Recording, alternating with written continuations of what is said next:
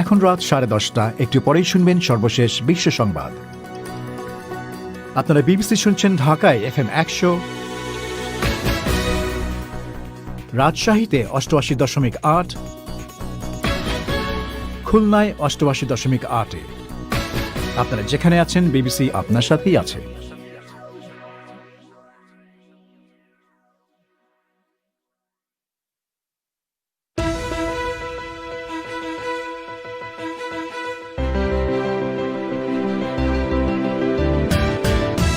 বাংলাদেশে হেফাজতে ইসলামের আমির শাহ আহমদ শফিকে হাটহাজারী মাদ্রাসায় দাফন, জানা যায় হাজার হাজার মানুষের ভিড়। আহমেদ শফির মৃত্যুর পর হেফাজতে ইসলাম টিকবে তো? তাদের বিশাল জনগোষ্ঠী আছে, বিশাল ভোট ব্যাংক আছে, সেই দিক দিয়ে দুর্বল হবে না। সেই দিক দিয়ে তারা রাজনৈতিক দলের কাছে সবসময় একটা গুরুত্ব পাবে, কিন্তু সেটা কয় ভাগে ভাগ হবে না তো থাকবে, সেটাই হচ্ছে মূল প্রশ্ন। এ নিয়ে শুনবেন একটি আলোচনা। ভারতে করোনা ভাইরাস মহামারীর মধ্যেও নতুন করে 15 জন বিলিয়নিয়ার। বিশ্লেষকরা বলছেন ধনী ও দরিদ্রের মধ্যে ফারাক আরও বাড়ছে। তবে শুরুতেই সবশেষ বিশ্ব সংবাদ।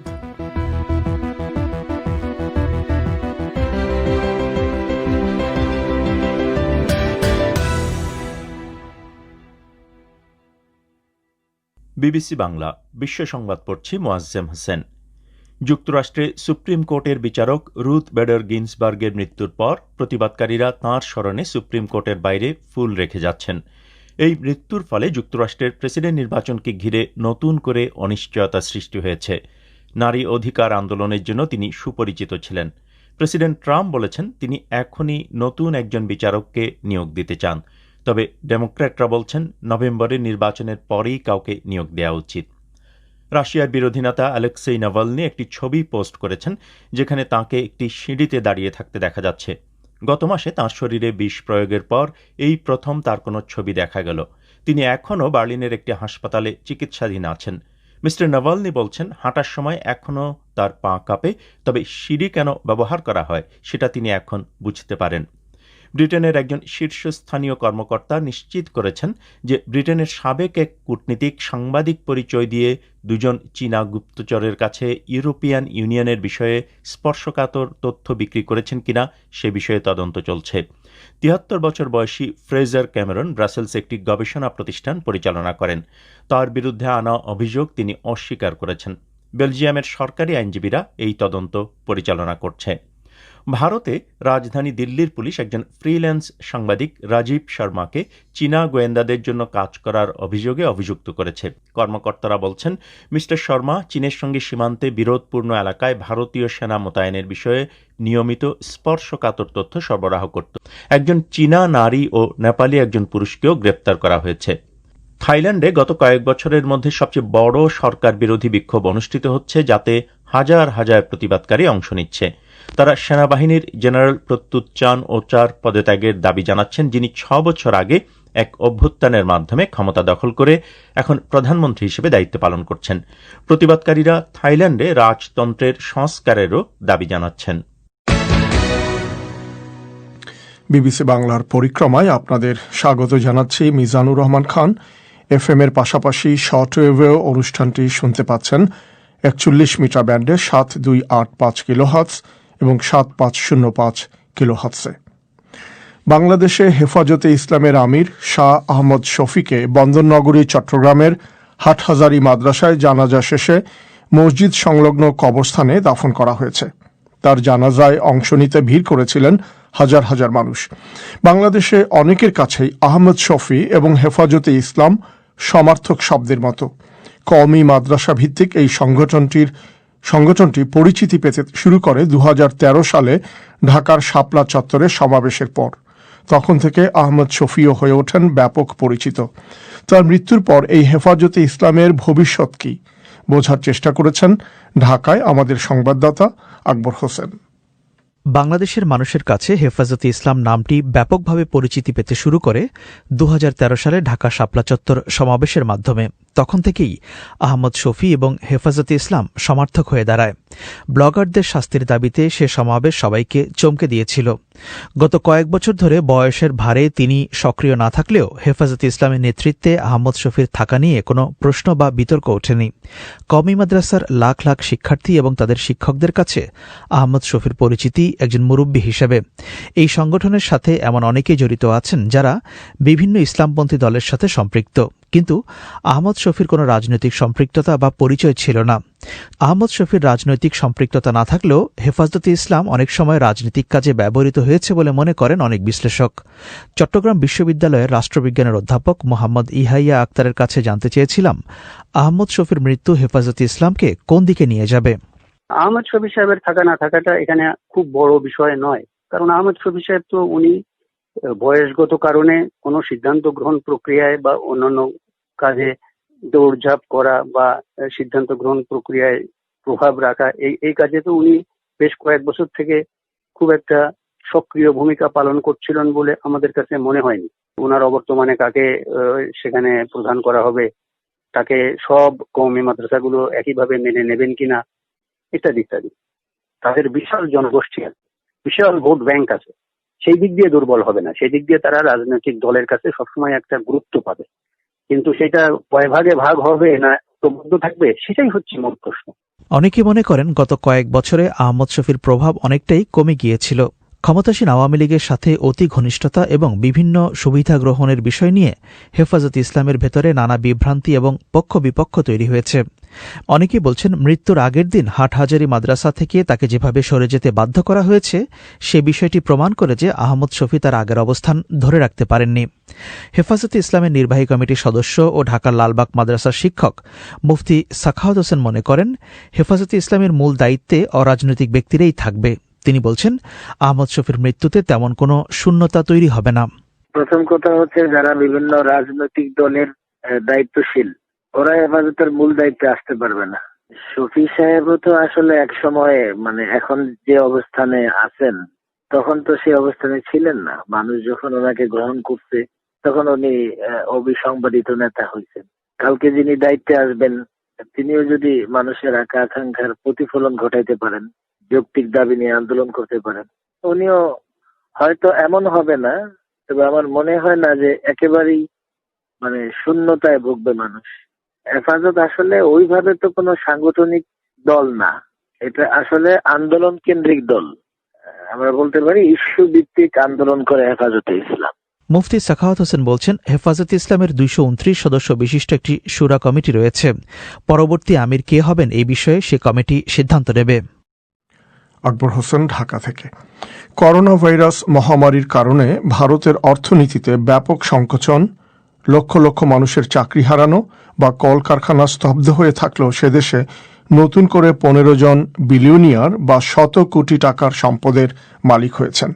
ফোর্বস ম্যাগাজিনের সাম্প্রতিকতম তালিকায় মোট ১১৭ জন ভারতীয় রয়েছেন। এদের অনেকেই যেমন স্বাস্থ্য সম্বন্ধীয় ব্যবসায় জড়িত, তেমনি সফটওয়্যার এবং অনলাইন ব্যবসার সঙ্গেও তারা জড়িত। বিশ্লেষকরা বলছেন এই মহামারীর সময় নতুন করে বিলিয়নিয়ার তৈরি হওয়ার অর্থ হচ্ছে ধনী ও দরিদ্রের মধ্যে ফারাক আরও বাড়ছে। কলকাতা থেকে বিস্তারিত জানাচ্ছেন অমিতাভ ভট্টশালী।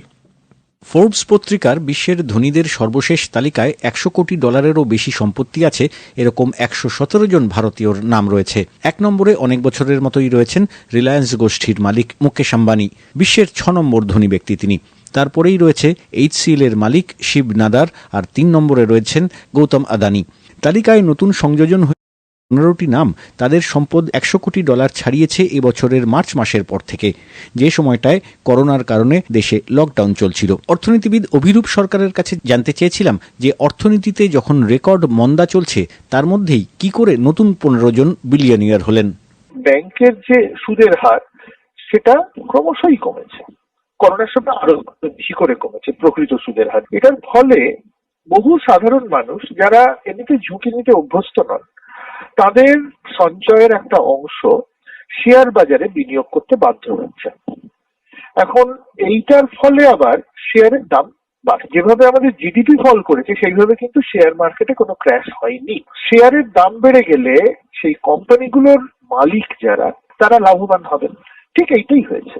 করোনা সংকটের সময় অর্থনীতির যে রেকর্ড সংকোচন হয়েছে, বিদ্যুতের মতো হাতে গোনা কয়েকটি ক্ষেত্র শুধু উৎপাদন চালু রেখেছিল, বন্ধ হয়ে গেছে লক্ষ লক্ষ মাঝারি শিল্প, অসংগঠিত ক্ষেত্রে কাজ হারিয়েছেন অন্তত 40 লক্ষ শ্রমিক আর 65 লক্ষ পেশাজীবী। সেই পরিস্থিতিতে কিভাবে 15 জন 100 কোটি ডলারেরও বেশি সম্পদের মালিক হয়ে উঠলেন, তার ব্যাখ্যা করছিলেন অর্থনীতিবিদ প্রসেনজিৎ বসু।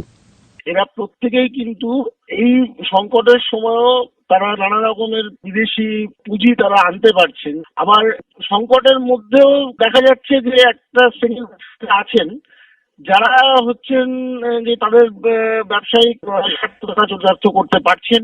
অনেক ক্ষেত্রেই সেই চরিতার্থ করার পিছনে সরকারি সাহায্য বা সক্রিয়ভাবে তাদেরকে সরকার কিছু না কিছু পাইয়ে দিচ্ছে, যার ফলে তারা এই জায়গায় যেতে পারছে। যে ব্যবস্থাটার মধ্যে আমরা আছি, এমনই অর্থনৈতিক ব্যবস্থা যেটা মুষ্টিমেয় কিছু ব্যবসায়ীদের স্বার্থকে অন্য সমাজের অন্যান্য অংশের মানুষের স্বার্থের উপরে রেখেই কাজ করে, তারই একটা প্রতিফলন হিসেবেই এই ঘটনাটাকে দেখা উচিত বলে আমার মনে হয়। বিশেষজ্ঞরা বলছেন, লকডাউনের জেরে সবথেকে বেশি ক্ষতি হয়েছে ক্ষুদ্র, অতি ক্ষুদ্র আর মাঝারি শিল্পের, কিন্তু বৃহৎ শিল্পের ক্ষেত্রে কার্যত তেমন কোনো ক্ষতিই হয়নি। আবার অতিমারির এই সময়টায় পড়াশুনো থেকে শুরু করে সমস্ত কিছুই অনলাইন হয়ে গেছে। ওয়ার্ক ফ্রম হোম এবং অনলাইন ক্লাসের জন্য ইলেকট্রনিক সামগ্রীরও বিক্রি বেড়েছে। এসবের জন্য নতুন নতুন প্রযুক্তি যারা তৈরি করেছেন বা যারা চিকিৎসা সামগ্রী তৈরি করেন, তাদের ব্যবসাও বেড়েছে।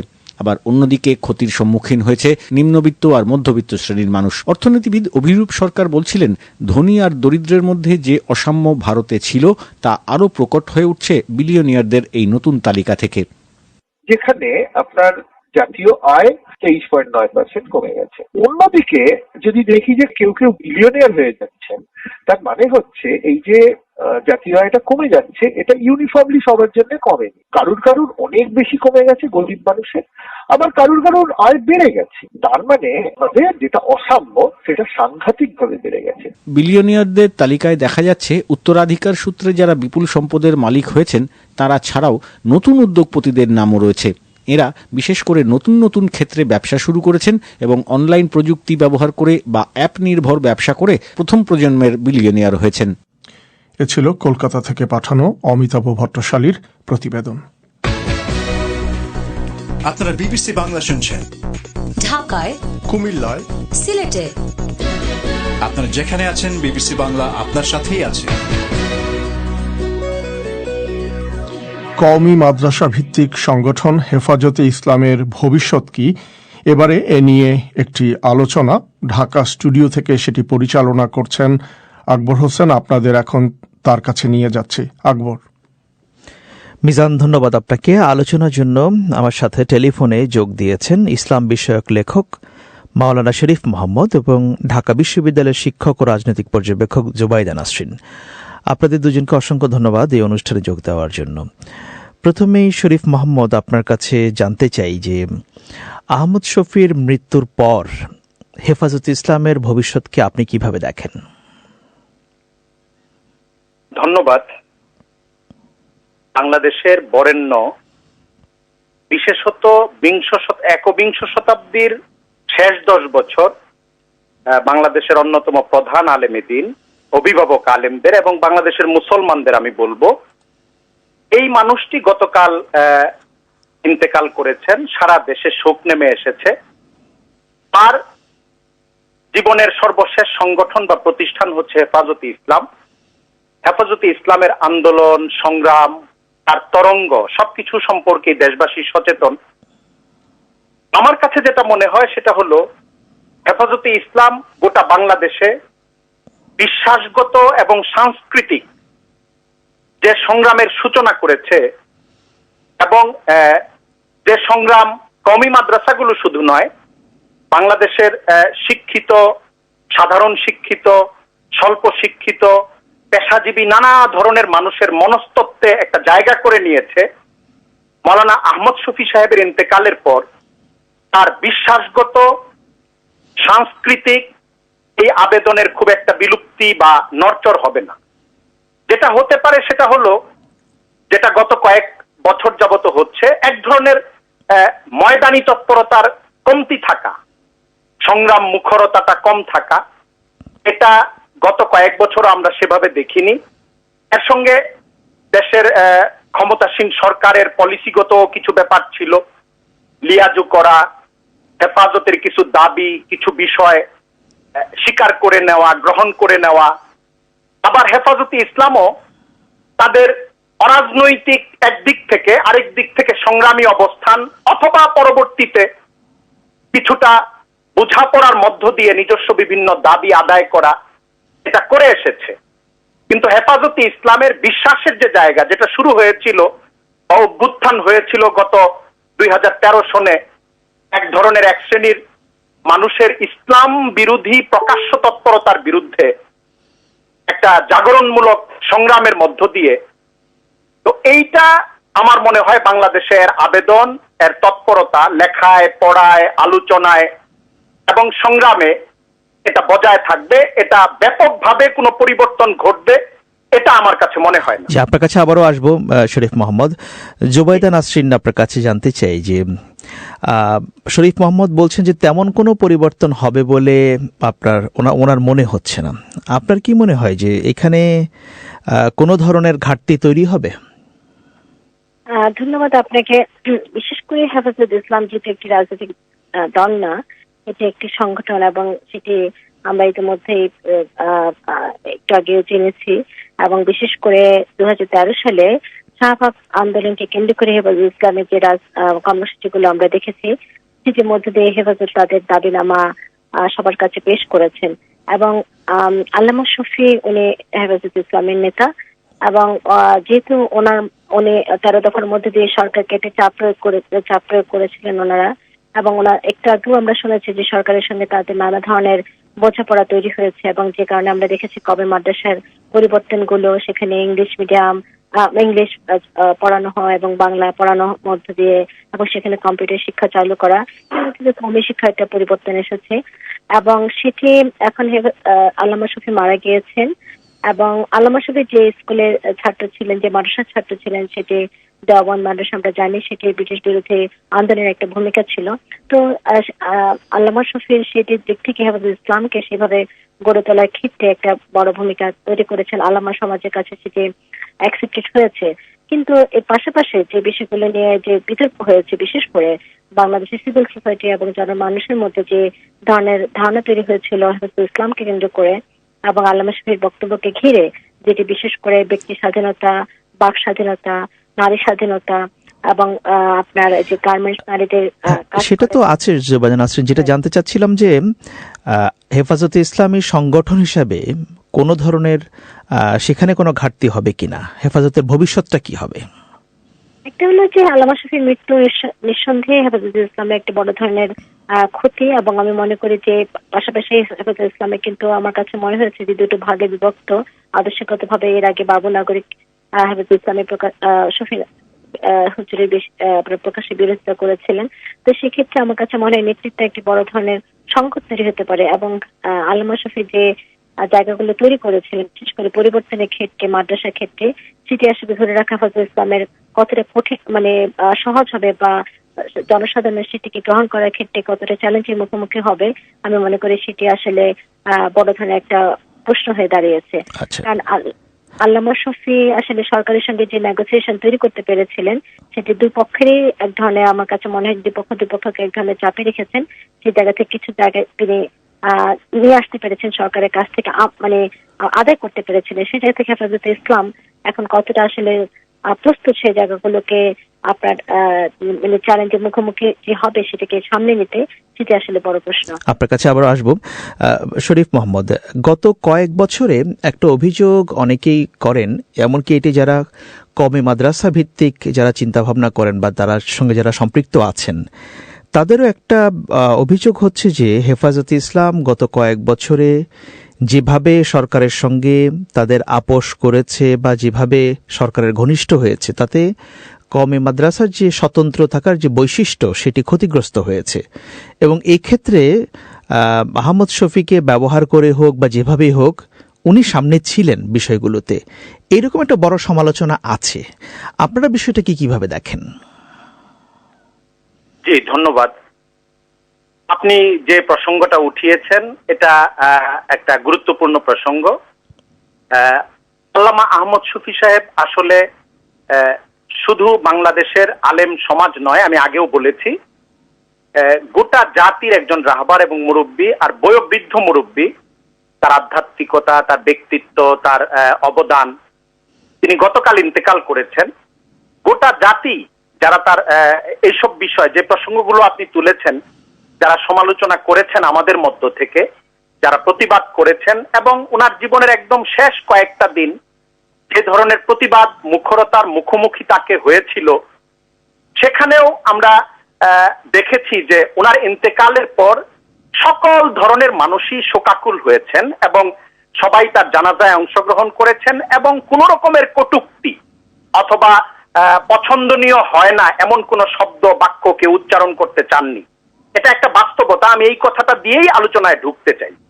আপনি যে কথাটা বলেছেন এটা উচ্চারণের দিক থেকে সঠিক, যে এই অভিযোগ, এই কথাগুলো উঠেছে, এবং কওমি মাদ্রাসার পরিধির মধ্যে যেসব আলেম উলামা এবং হেফাজতের নানান পর্যায়ে যারা যুক্ত ছিলেন, এটা তো আসলে প্রায় সবাই ছিলেন কওমি মাদ্রাসার সঙ্গে যারা জড়িত, অনেকের ভেতরে এই অভিযোগগুলো ছিল যে সনদের স্বীকৃতি, শুকরানা মাহফিল এবং নানান বিষয়ে যে সরকারের সঙ্গে একটা সহজাত সম্পর্ক এই জায়গায় রয়েছে ব্যাপারটা, না কেউ কেউ হযরত আহমদ শফী সাহেবের অধীনস্থ এমন কেউ কেউ এমন কিছু করছেন কিনা যেটা সাধারণ লিয়াজুর চেয়েও আরেকটু অবনতিশীল বা আরেকটু নতজানুতা প্রকাশ করে, বা কওমি মাদ্রাসার যে স্বয়ং সম্পূর্ণতা, স্বাতন্ত্র্য, স্বকীয়তা, এটাকে প্রশ্নবিদ্ধ করে, এরকম একটা অভিযোগ উঠছিল।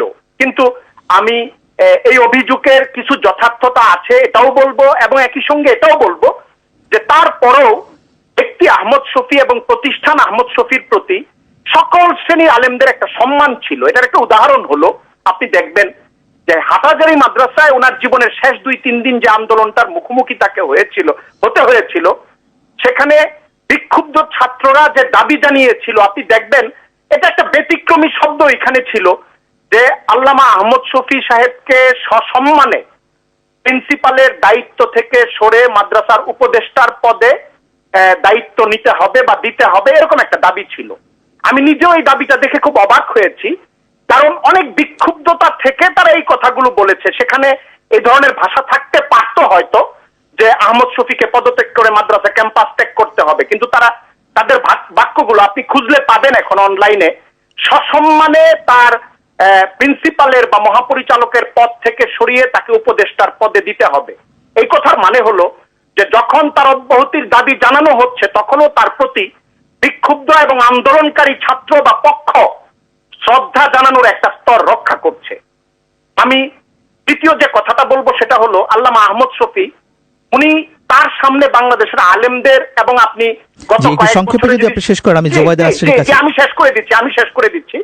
বাংলাদেশের প্রধানমন্ত্রী থেকে নিয়ে প্রশাসনের ব্যক্তিরাও সর্বোচ্চ শ্রদ্ধাটা গত কয়েক বছর প্রকাশ করেছেন, আমরা দেখেছি।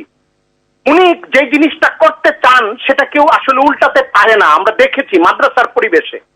সেই জায়গায় যখন দাবি উঠলো ছেলেদের পক্ষ থেকে, তখন উনি প্রথমে তার ছেলেকে সেই মাদ্রাসা থেকে অব্যাহতি দেওয়ার সিদ্ধান্তে দস্তখত করলেন আগের দিন। এগুলো এর মধ্যে ঘটেছে। আমি শেষ করে দিচ্ছি, আমার প্রাসঙ্গিক কারণেই বলছি। দ্বিতীয় দিন উনি নিজে অব্যাহতি নিলেন, তারপর দিন ওই দিনই হাসপাতালে গেলেন, পরের দিন ইন্তেকাল করলেন। আমি বলতে চাচ্ছি যে দাবি, উনি প্রায় 40 বছরের কাছাকাছি সময় প্রিন্সিপাল ছিলেন, দাবির মুখে উনি সবগুলো দাবি সুন্দরভাবে পূরণ করে, দাবি বলি যেটাকে আমরা বাংলা ভাষায়, বা দায়হীন একটা দায় মুক্ত মানুষ হিসাবে তিনি হাসপাতালে গিয়েছেন এবং ইন্তেকাল করেছেন। আরেকটা চিত্র হলো গতকাল রাত এবং আজকের চিত্র, যে উনার বিপক্ষ কোন লোক আপনি কওমি মাদ্রাসার পরিবেশে আপনি আজকে দেখবেন না, বরং সবাই আপনার কাছে আবার হাজির হয়েছে। আপনি একটু লাইনে থাকুন। আহমদ শফীর এটাই আমার জীবনের একটা বড়, উনার জীবনের বড় সাফল্য আমার কাছে মনে হয়। আপনি একটু লাইনে থাকুন। ধন্যবাদ। আপনি লাইনে থাকুন, আপনার কাছে আবারও আসবো। জোবাইদা নাসরিন, হেফাজতে ইসলাম বরাবরই দাবি করে তারা কোনো রাজনৈতিক সংগঠন নয়, কিন্তু 10 বছরে তারা অনেক বেশি রাজনৈতিকভাবে ব্যবহার হয়েছে বা নানাভাবে পরোক্ষভাবে রাজনীতিতে তারা জড়িত হয়েছে, এমন অভিযোগ আছে। আপনি এটাকে কিভাবে দেখেন? কেন সেটা হলো? ধন্যবাদ। এখানে একটি বড় প্রশ্ন হলো যে সরকারের ধর্মকে ব্যবহার করার যে রাজনীতি সেটি এখানে গুরুত্ব পেয়েছে। আমরা যদি দেখি যে 2013 সালে হেফাজতে যে 13 দফা দাবি উত্থাপন করা হয়েছিল, সেটির ক্ষেত্রে সরকার কিন্তু সেটির প্রতি এক ধরনের আস্থা পোষণ করেছে এবং সেটির মূল লক্ষ্যই ছিল ধর্মকে ব্যবহার করে সরকারের যে রাজনৈতিক ফায়দা লোটা সেটির একটি চেষ্টা, এবং সেটিতে সফল হয়েছে সরকার। কারণ আমাদের দেশের প্রেক্ষাপটে যদি আমরা দেখি যে সরকারি দল এবং বিরোধী দল, দুটো বড় দলই আসলে ধর্মকে ব্যবহার করে রাজনীতিতে সবচেয়ে বেশি। এবং হেফাজতে ইসলামকে রাজনৈতিক দল না হেফাজতে ইসলাম, কিন্তু তারপরেও কিন্তু সরকার কিন্তু হেফাজতে ইসলামকে সবসময় সঙ্গে রেখেছে, শুধুমাত্র তাদের ভোটের রাজনীতিকে আপনার মানে সেটাকে তাদের পক্ষে নেওয়ার জন্য। যে জায়গাতে আমরা দেখেছি যে যেখানে নারী নীতি এবং শিক্ষা নীতির জায়গাতে হেফাজত মানে চেষ্টা করেছে বারবার করে সরকারকে নিতে, এবং বিশেষ করে নারীদের বাইরে কাজকর্মের ক্ষেত্রেও হেফাজত বারবার করে তাদের যে অবজেকশন সেটি জানিয়েছে সরকার, কিন্তু সরকার কিন্তু সেটিকে কোনো ধরনের বিরোধিতা করেনি, বরং হেফাজতকে কিন্তু সবসময় তাদেরকে প্রায়োরিটি দিয়েছে, তাদের প্রতি সমর্থন জানিয়েছে। এবং আল্লামা শফির প্রস্তাবনে যে কিছু কিছু জায়গায় কামি মাদ্রাসাকে আপনার এখন যে কামি মাদ্রাসার যে অবস্থাটা সেটি সরকার কিন্তু সরকারের একটি বড় ধরনের প্রচেষ্টার ফসল। এবং সেই কারণে কিন্তু আমার কাছে মনে হয় যে সরকার যতটা বেশি আল্লামা শফিকে ব্যক্তিগতভাবে স্মরণ করে বা শ্রদ্ধা করে, তার চেয়ে বেশি সরকারের উদ্দেশ্য ছিল বাংলাদেশের রাজনীতিতে ধর্মের ব্যবহারকে আরো বেশি প্রকটভাবে ধর্ম ব্যবহারকে চেষ্টা করা। আচ্ছা, শরীফ মোহাম্মদ, আপনার কাছে আসে সংক্ষেপে যদি জবাব দেন যে এতদিন ধরে এই যে সরকারের সঙ্গে যে ঘনিষ্ঠতা আহমদ শফি আমির থাকা অবস্থায় বা যা দেখা গেছে, ভবিষ্যতে যারা আসবেন ক্ষমতায় তারাও কি এটা বজায় রেখে চলবেন, নাকি সেখানে তারা কোনো স্বতন্ত্র অবস্থান নিতে পারেন? আপনার কাছে কি মনে হয়? এটা আমার পক্ষে এই প্রশ্নের উত্তর দেওয়াটা কঠিন, কিন্তু আমার কাছে যেটা মনে হয় সেটা হলো সরকার চেষ্টা করবে এক ধরনের লিয়াজু রক্ষা করে, কারণ বাংলাদেশের বহু মানুষের প্রতিনিধিত্ব করছে সাংস্কৃতিকভাবে এবং ধর্মীয়ভাবে হেফাজতে ইসলাম। এই বাস্তবতাটা সরকার উপলব্ধি করছেন। যেরকম জুবাইদা নাসরিন সম্মানিত আলোচক এবং সহ আলোচক, আমি তাকে কৃতজ্ঞতা জানিয়ে ধন্যবাদ জানিয়েই বলবো, ধর্মের ব্যবহার রাজনীতিতে এটা একটা শব্দ। আমি আমার ভাষায় উনি বলেছেন এভাবে, আমি বলবো বাংলাদেশের ধর্মপ্রাণ মানুষের ন্যায্য দাবি এবং অধিকার বোধের প্রতি বাস্তবতার যে একটা ডাক, এটা সরকার সম্ভবত উপলব্ধি করতে পেরেছেন।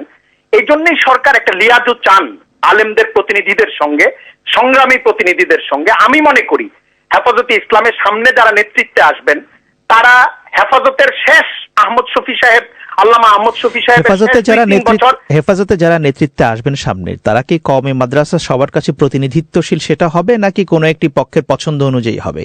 কি মনে হয়? আসলে এই প্রশ্নের উত্তরটা আপনার বা আমার পক্ষে দেওয়া আসলে খুবই কঠিন। এটা সাংগঠনিক একটা প্রসেস।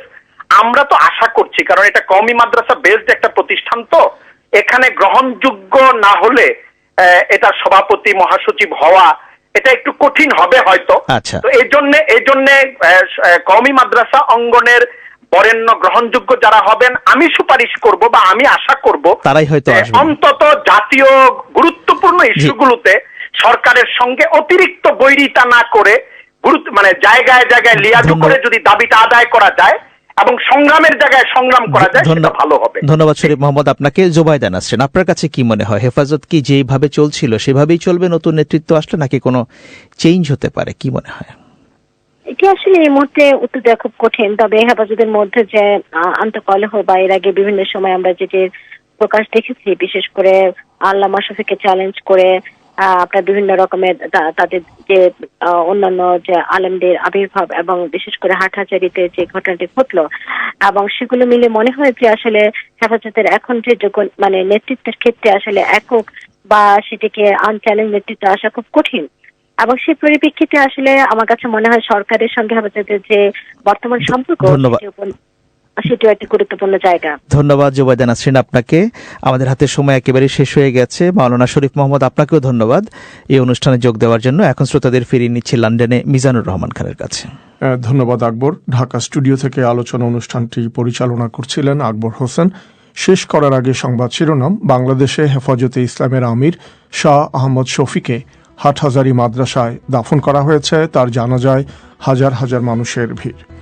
আমাদের আগামীকালের অনুষ্ঠান শোনার আমন্ত্রণ জানিয়ে বিবিসির লন্ডন স্টুডিও থেকে আমি মিজানুর রহমান খান আজকের মতো এখানেই বিদায় নিচ্ছি। ধন্যবাদ ব্যস্ততার মধ্যেও আমাদের অনুষ্ঠান শোনার জন্য। ভালো থাকবেন।